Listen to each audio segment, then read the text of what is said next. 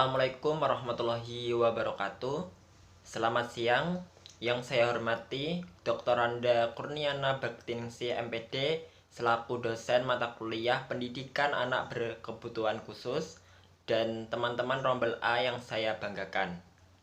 Pada kesempatan kali ini, kami akan mempresentasikan hasil kerja kelompok kami mengenai karakteristik anak berkelainan mental emosional, perkembangan kognitif, dan kreativitas anak berkelainan emosional. Sebelum kami menyampaikan materi pada siang hari ini, saya akan memperkenalkan anggota kelompok saya.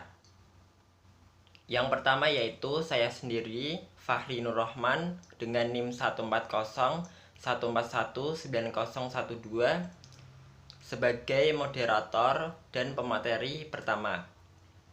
Yang kedua yaitu Ita Amalia dengan NIM 140 141 9011 sebagai pemateri kedua. Yang ketiga Ingrid dengan NIM 140 141 9028 sebagai pemateri ketiga. Pada materi kali ini kita akan membahas 6 subbab. Yang pertama yaitu klasifikasi anak yang berkelainan mental emosional. Yang kedua yaitu karakteristik anak yang berkelainan mental emosional. Kemudian bentuk layanan pendidikan yang diberikan kepada anak berkelainan mental emosional. Lalu fasilitas pendidikan yang dibutuhkan anak berkelainan mental emosional. Kemudian perkembangan kognitif dan kreativitas anak berkelainan emosional. Yang terakhir yaitu mendorong perkembangan kognitif anak berkelainan emosional melalui permainan edukatif. Untuk subbab pertama, kita akan membahas tentang klasifikasi anak yang berkelainan mental emosional. Dibagi menjadi dua, yaitu anak tunagrahita dan anak tunalaras. Yang pertama yaitu anak tunagrahita adalah anak yang memiliki inteligensi yang signifikan, berada di bawah rata-rata dan disertai dengan ketidakmampuan dalam adaptasi perilaku yang muncul dalam masa perkembangan. Dibagi menjadi dua, yang pertama yaitu berdasarkan kapasitas intelektual atau skor IQ. Yang kedua yaitu berdasarkan tipe-tipe klinis dan fisik. Yang berdasarkan kapasitas intelektual dibagi menjadi 4. Yang pertama yaitu tunagrahita ringan dengan IQ 50-70. Yang kedua yaitu tunagrahita sedang dengan IQ 35-50. Yang ketiga yaitu tunagrahita berat IQ 20-35. Yang terakhir yaitu tunagrahita sangat berat memiliki IQ di bawah 20. Kemudian berdasarkan tipe-tipe klinis pada fisik, antara lain Down syndrome, yang kedua kreatin, yang ketiga hidrosefal, yang keempat mikdosefal. Selanjutnya untuk klasifikasi anak tunalaras dibagi menjadi dua, yaitu klasifikasi dimensional dan klasifikasi jenis dan penyimpangan. Klasifikasi dimensional adalah tingkah laku yang akan digunakan untuk menggambarkan bentuk gangguan berupa tingkah laku khas yang sering dilihat dalam situasi kelas. Pendidik biasanya menggunakan tingkah laku tersebut sebagai bukti dengan adanya masalah. Yang kedua yaitu berdasarkan klasifikasi jenis dan penyimpangannya, terbagi menjadi dua, yaitu berdasarkan jenis dan berdasarkan penyimpangan. Nah, pada berdasarkan jenis dibagi menjadi dua, yaitu aspek kepribadian dan kesehatan jiwa.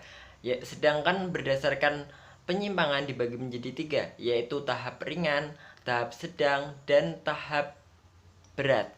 Bab kedua kita akan membahas tentang karakteristik anak yang berkelainan mental emosional. Dibagi menjadi dua. Yang pertama yaitu karakteristik anak tunagrahita dan karakteristik anak tunalaras. Karakteristik anak tunagrahita yaitu mampu mendidik, mampu melatih, dan perlu dirawat.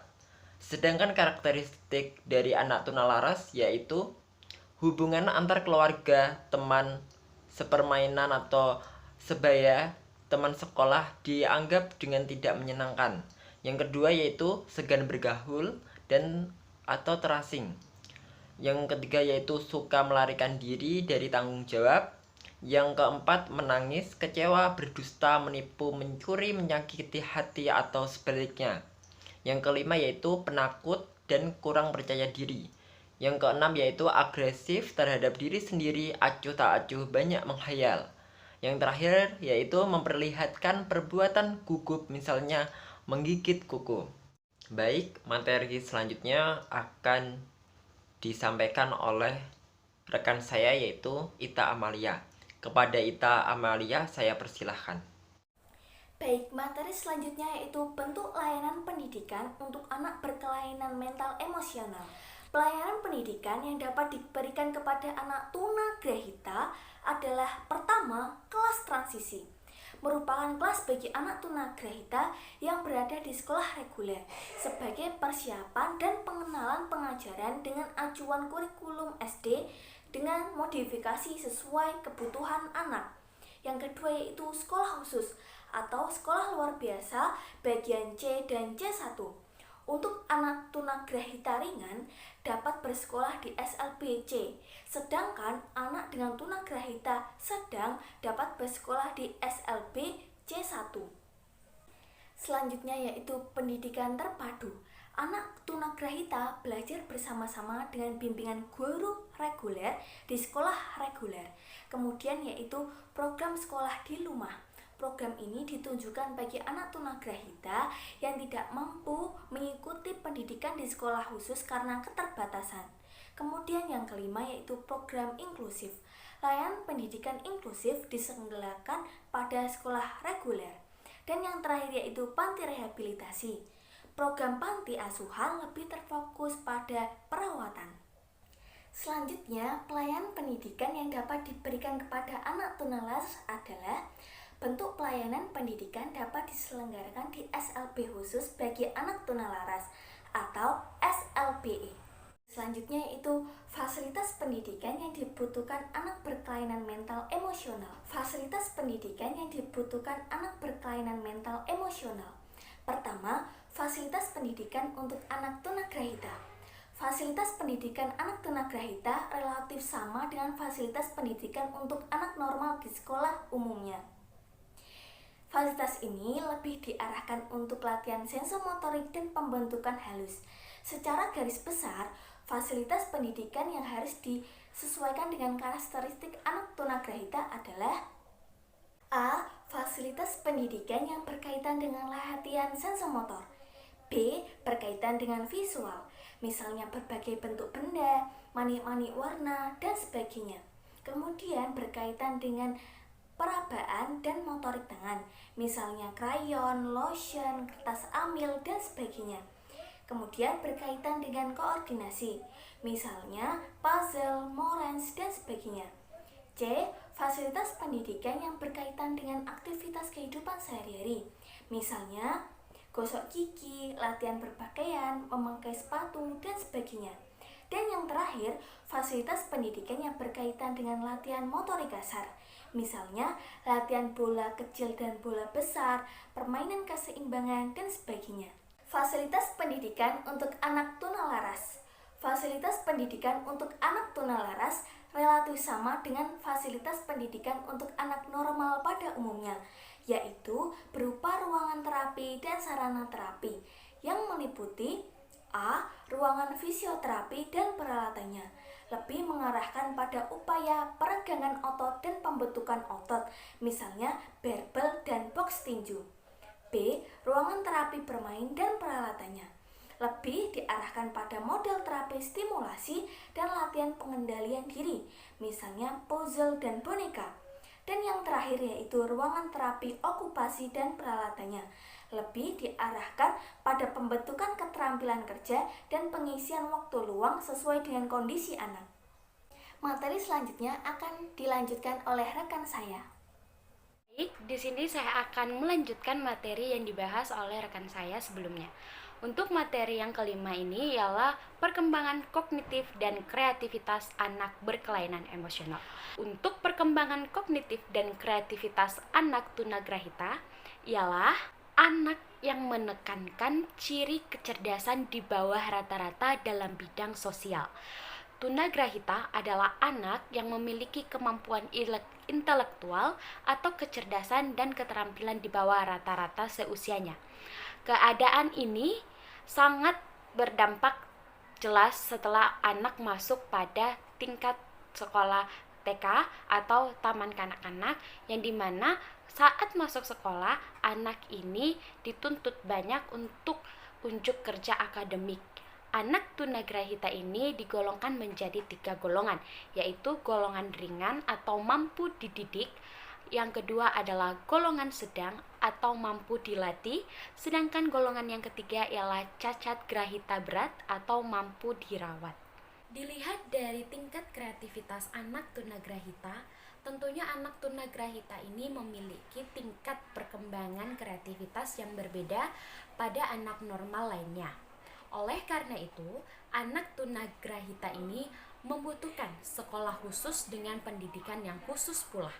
Anak tunagrahita ini bukan merupakan anak yang mengalami penyakit, melainkan anak yang memiliki kelainan yang menyimpang, baik dari segi fisik, mental, intelektual, emosi, dan sikap. Untuk yang kedua ialah perkembangan kognitif dan kreativitas anak pada anak tunalaras. Ditinjau dari perkembangan kognitif anak tunalaras ini memiliki gangguan emosi yang mereka alami yang mampu menghambat kecerdasan yang dimilikinya.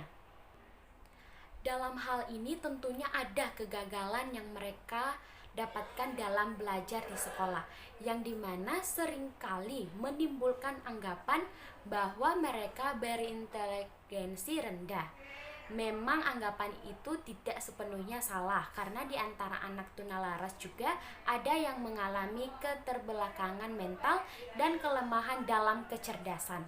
Hal ini justru yang menimbulkan gangguan tingkah laku, misalnya dengan masalah yang dihadapi anak ini dengan anak inteligensi rendah di sekolah, ketidakmampuan anak untuk menyamai teman-temannya. Dari tingkat kreativitas anak tunalaras ini tentunya kita harus mampu memiliki orientasi pada mata pelajaran keterampilan kreativitas anak tunalaras, yang dimana kita harus memfasilitasi pengalaman emosi, intelektual, fisik, konsepsi, sosial, estetik, artistik, serta kreativitas kepada siswa dengan melakukan aktivitas apresiasi dan kreasi terhadap berbagai produk benda yang ada di sekitar siswa guna untuk dimanfaatkan bagi kehidupan anak tunalaras tersebut. Adapun materi yang keenam ialah bentuk layanan pendidikan untuk anak berkelainan mental emosional. Dilihat dari anak tunagrahita, permainan edukatif yang sesuai dengan anak tunagrahita adalah media pasel. Misalnya, mengklasifikasikan benda berdasarkan warna atau bentuk atau ukuran dari benda tersebut. Untuk anak tunalaras, permainan edukatif yang sesuai dengan anak tunalaras dapat dilihat dari permainan congklak dengan pembendaharaan kosakata. Baiklah, itulah materi pada siang hari ini mengenai karakteristik anak berkelainan mental emosional, perkembangan kognitif dan kreativitas anak berkelainan emosional.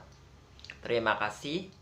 Wassalamualaikum warahmatullahi wabarakatuh.